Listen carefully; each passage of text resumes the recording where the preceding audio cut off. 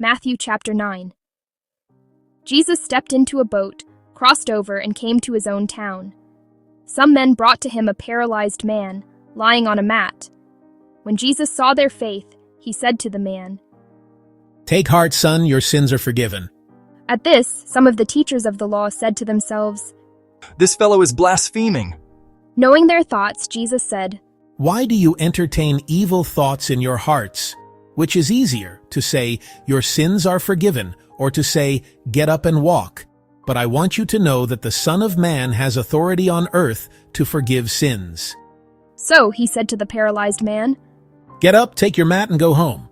Then the man got up and went home. When the crowd saw this, they were filled with awe, and they praised God, who had given such authority to man.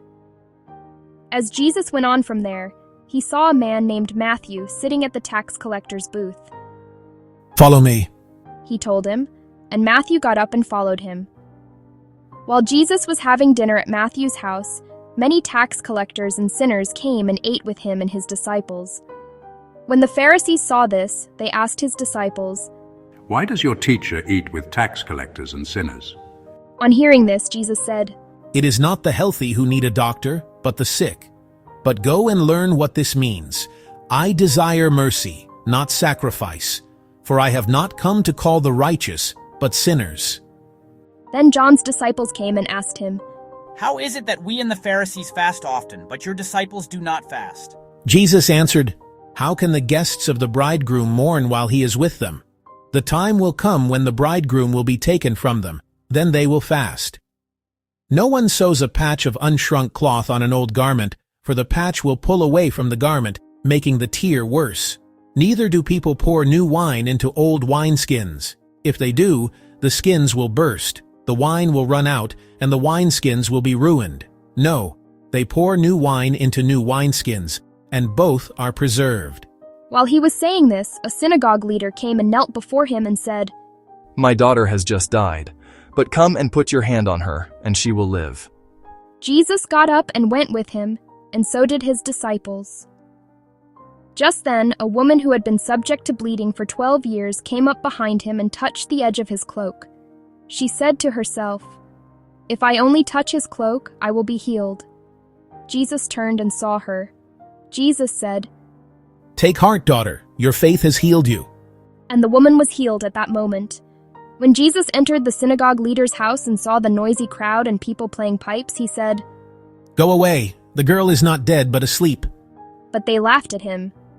After the crowd had been put outside, he went in and took the girl by the hand, and she got up. News of this spread through all that region. As Jesus went on from there, 2 blind men followed him, calling out. Have mercy on us, Son of David. When he had gone indoors, the blind men came to him, and he asked them, Do you believe that I'm able to do this? Yes, Lord. They replied. Then he touched their eyes and said, According to your faith, let it be done to you. and their sight was restored. Jesus warned them sternly, See that no one knows about this. but they went out and spread the news about him all over that region. While they were going out, a man who was demon-possessed and could not talk was brought to Jesus. And when the demon was driven out, the man who had been mute spoke. The crowd was amazed and said, Nothing like this has ever been seen in Israel. But the Pharisees said, It is by the prince of demons that he drives out demons. Jesus went through all the towns and villages, teaching in their synagogues, proclaiming the good news of the kingdom and healing every disease and sickness. When he saw the crowds, he had compassion on them, because they were harassed and helpless, like sheep without a shepherd. Then he said to his disciples, The harvest is plentiful, but the workers are few. Ask the Lord of the harvest, therefore, to send out workers into his harvest field.